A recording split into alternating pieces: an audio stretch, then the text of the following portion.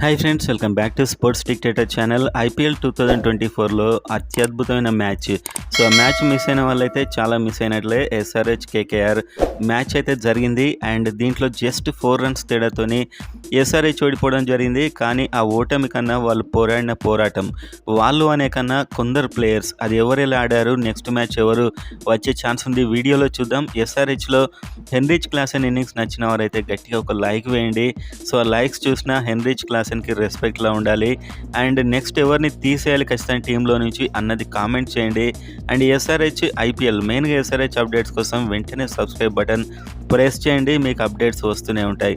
So వీడియోలోకి వెళ్ళిపోదాం. And వీడియోలోకి వెళ్ళిపోతే మనకు యాక్చువల్గా సన్ రైజర్స్ హైదరాబాద్ టీమును ప్రకటించగానే impact players list and playing 11 list చూడగానే నేనైతే షాక్ అయ్యా నిజంగా.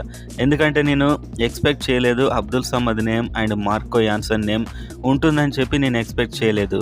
ఎందుకంటే అబ్దుల్ సమద్ అంత పెద్ద బ్యాటింగ్ లేదు, చాలా సంవత్సరాలుగా ఛాన్స్ ఇస్తున్నారు అండ్ ఎప్పుడు కూడా తనని తను ప్రూవ్ చేసుకునే ప్రయత్నం కూడా చేయలేదు. అండ్ అదేవిధంగా మార్కో యాన్సన్ ఎందుకు తీసుకున్నారో నాకు అర్థం కాలేదు నిన్న. ఎందుకంటే అక్కడ గ్లెన్ ఫిలిప్ ఉన్నాడు, అద్భుతమైనటువంటి ప్లేయర్ అండ్ స్పిన్ కూడా వేయగలడు. అండ్ మార్కో యాన్సన్ లాంటి జయదేవ్ ఉనాడ్కట్ ఉన్నాడు. సో మార్కో యాన్సన్ ప్లేస్లో జయదేవ్ ఉనాడ్కట్ని తీసుకుంటే నిన్న బాగుండేది. అండ్ అంటే మనకు ఇంకో ఫారిన్ ప్లేయర్ ఎక్స్ట్రా గ్లెన్ ఫిలిప్ని తీసుకుంటే బాగుండేది, ఎవరైనా డొమెస్టిక్ ప్లేయర్ని తీసేసి. సో మొత్తానికైతే వాషింగ్టన్ సుందర్ని పక్కన పెట్టారు, అది రీజనబుల్ అనిపించింది. కాకపోతే మార్కో యాన్సన్ అబ్దుల్ సమద్ని చూడగానే నేను అనుకున్నాను సమద్ని ఎందుకు తీసుకున్నారని నాకైతే ఒక క్షణం పాటు అనిపించింది. అండ్ ఆ తర్వాత మనం బౌలింగ్ విషయానికి వస్తే మనకు టాస్ గెలవగానే వాళ్ళకు బ్యాటింగ్ ఇచ్చారు, ఎందుకంటే అది పిచ్ ఫాస్ట్ బౌలింగ్ అనుకూలిస్తుంది స్టార్టింగ్లో అని చెప్పి. భువనేశ్వర్ కుమార్ ఫెంటాస్టిక్ స్టార్ట్ చేశాడు. అండ్ అదేవిధంగా మార్కో యాన్సన్ అయితే చాలా నిజం చెప్పాలంటే టెరిబుల్ బౌలింగ్ అని చెప్పొచ్చు. ప్రతి బాల్ను బాధేశారు. కేవలం 3 ఓవర్లు మాత్రమే వేయగలిగాడు, 40 రన్స్ ఇచ్చాడు, 13 పైన రన్ రేట్. స్టార్టింగ్ నుంచి అతని బౌలింగ్ వల్లనే వాళ్ళకు ఒక మూమెంటం వచ్చిందని చెప్పొచ్చు.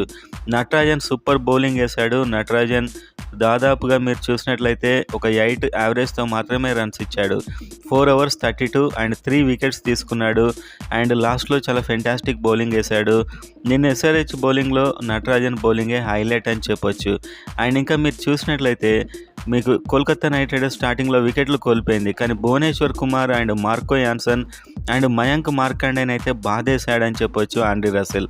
So Andre Russell bowling batting Markande మీద విరుచుకుపడ్డాడు అండ్ షాబాద్ అహ్మద్ బౌలింగ్ కూడా పనిచేయలేదు నిన్న. సో మొత్తానికైతే వీళ్ళంత తక్కువ రన్స్కి వాళ్ళను రిస్ట్రిక్ట్ చేశాక కూడా, స్టార్టింగ్లో రిస్ట్రిక్ట్ చేశాక కూడా వాళ్ళ హిట్టింగ్కు 208 రన్స్ కొట్టారు. మధ్యలో మీకు ప్యాట్ కమిన్స్ గురించి చెప్పాలి. ప్యాట్ కమిన్స్ గురించి కూడా నేను కొన్ని నెగిటివ్ కామెంట్స్ చూశాను. కాకపోతే కమిన్స్ బౌలింగ్ మీరు చూడండి, 4 ఓవర్లలో 32 రన్స్ ఇచ్చి 1 వికెట్ తీశాడు. అంటే 8 యావరేజ్తో మాత్రమే రన్స్ ఇచ్చాడు. అండ్ ఆ పేస్ వేరియేషన్స్ అండ్ బౌలింగ్ మాత్రం చాలా బాగుంది. కాకపోతే అతను కేవలం 4 ఓవర్లు మాత్రమే వేయగలడు. కెప్టెన్సీగా నేనైతే కమిన్స్ బౌలింగ్ చాలా బాగుందని అంటాను. అండ్ ఇంకొక బ్యాడ్ రిమార్క్ కూడా వచ్చింది నిన్న కమిన్స్ మీద, అది కూడా ఈ వీడియోలో చెప్తాను. అండ్ మీరు చూస్తే నటరాజన్ కమిన్స్ వీళ్ళిద్దరు కాస్త ఎఫెక్టివ్ అనిపించారు. అండ్ మార్కండే వికెట్స్ తీశాడు, పర్లేదు.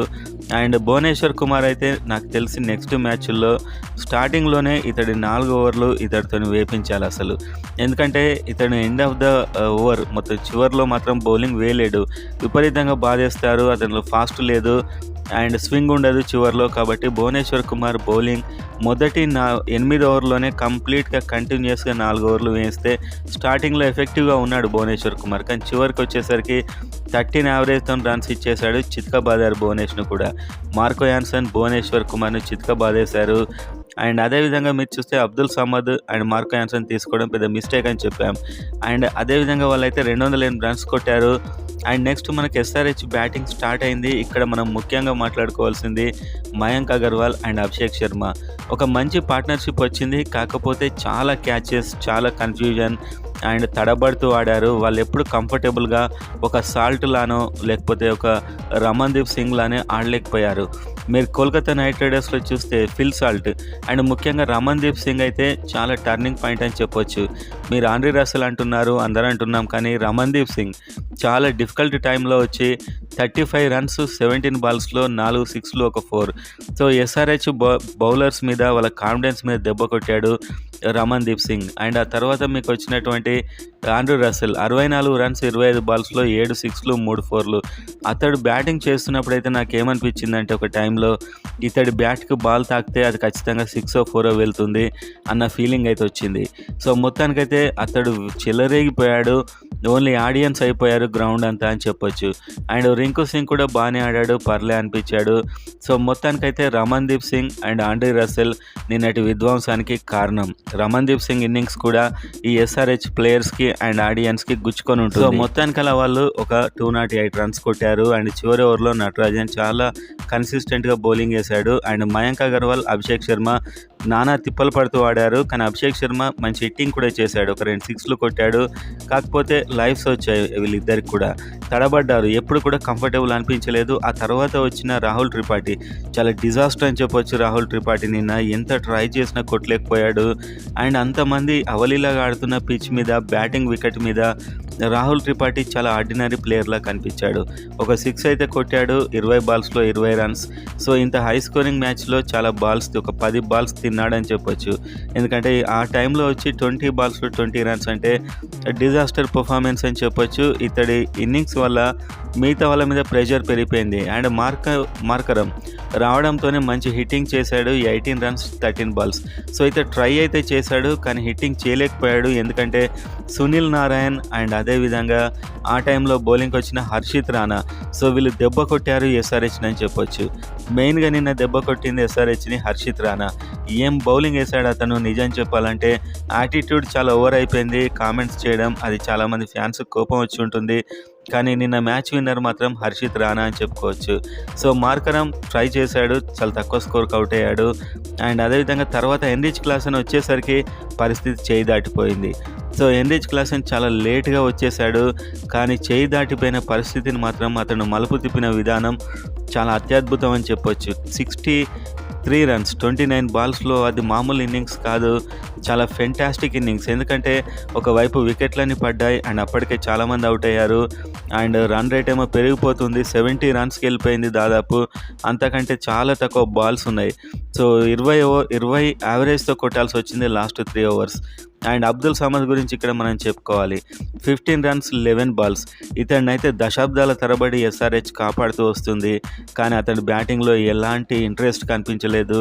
అండ్ యాక్చువల్గా చూడాలంటే మీరు ఎప్పుడు కూడా కంఫర్టబుల్గా బ్యాటింగ్ చేస్తున్నట్టు అనిపించలేదు. ఇతన్ని తీసేసి నితీష్ రెడ్డిని తీసుకున్న అయిపోయేది. ఎందుకంటే హిట్టింగ్లో ఫెంటాస్టిక్ ఫామ్లో ఉన్నాడు Nitish Reddy. And slow balls వేసి అతను బౌలింగ్ కూడా హెల్ప్ఫుల్గా ఉండేది.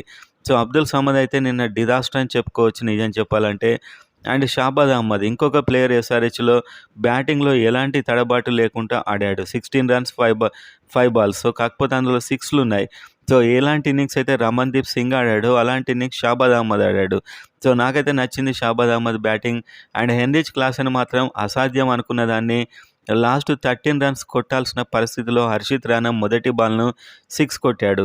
5 బాల్స్ 7 రన్స్, మ్యాచ్ అయిపోయింది, గెలిచేస్తామని నేను కూడా చాలా ఇంట్రెస్టింగ్గా ఉన్నాను, చాలా హ్యాపీ అనిపించింది. కాకపోతే ఆ తర్వాత హర్షిత్ రాణా మైండ్ ఉపయోగించాడు, ఫాస్ట్ బాల్ వేస్తే 6 కొడుతున్నారని చెప్పి స్లో బాల్స్ వేయడం జరిగింది. ఒక సింగిల్ తీసి షాబాజ్కి ఇచ్చాడు. షాబాజ్ ఆ స్లో బాల్ని గెస్ చేయలేక క్యాచ్ అవుట్ అయ్యాడు.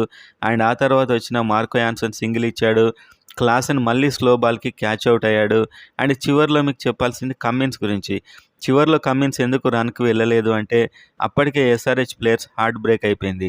అంటే లాస్ట్ బాల్లో 4 కొట్టాలి కానీ బాల్ కంప్లీట్ మిస్ అయింది, వికెట్ కీపర్ చేతిలో పడింది. ఆ సింగిల్ ఊరికేం ప్రయోజనం అన్న విధంగా కమ్మిన్స్ అయితే ఆ సింగిల్ కూడా వెళ్ళలేకపోయాడు. సో, మొత్తానికైతే కమ్మిన్స్ తప్పేం లేదు, అందులో ట్రై చేశాడు ఒక్క బాల్లో. అది మనకు లక్ మీద కూడా డిపెండ్ అయి ఉంటుంది. స్లో బాల్స్తోనే హర్షిత్ రాణా చింపేశాడని చెప్పొచ్చు. ఎస్ఆర్హెచ్‌కు మెయిన్ విలన్ ఎవరంటే హర్షిత్ రాణా, రమణ్‌దీప్ సింగ్, ఆండ్రీ రసెల్ అని అనిపించింది నాకు ఫ్రాంక్‌గా. సాల్ట్ కూడా ఒక విధంగా. అండ్ సన్‌రైజర్స్ హైదరాబాద్లో మనం చూస్తున్నప్పుడు హ్యాపీ అనిపించిన ఇన్నింగ్స్ అయితే మనకు Heinrich Klaasen and Shahbaz Ahmed వీళ్ళిద్దరు మాత్రం కాస్త బ్యాట్స్మెన్‌లా ఆడారు. అండ్ బౌలింగ్లో మనం చెప్పుకోవాలనుకుంటే నటరాజన్ తప్పించి నాకు మొత్తం డిజాస్టర్ అనిపించింది. ఏ ఒక్కరు కూడా బౌలింగ్ వేయలేకపోయారు సరిగా. అండ్ ఉమ్రాన్ మాలిక్ ఉన్నా కూడా ఇంతకంటే గొప్పగా అయ్యేది కాదని నేను అనుకుంటున్నాను. ఉనాడ్కట్ ఉంటే బాగుండేది అని నాకు అనిపించింది. అండ్ నెక్స్ట్ మ్యాచ్‌లో మాత్రం గ్లెన్ ఫిలిప్‌ని తీసుకోవాలి. మనకు మార్కో యాన్సన్ ప్లేస్‌లో. మార్కో యాన్సన్ నాకు తెలిసి పనిచేయడనిపిస్తుంది. ఎందుకంటే నిన్న మెయిన్ ఓటమికి అతడు కూడా ఒక కారణం.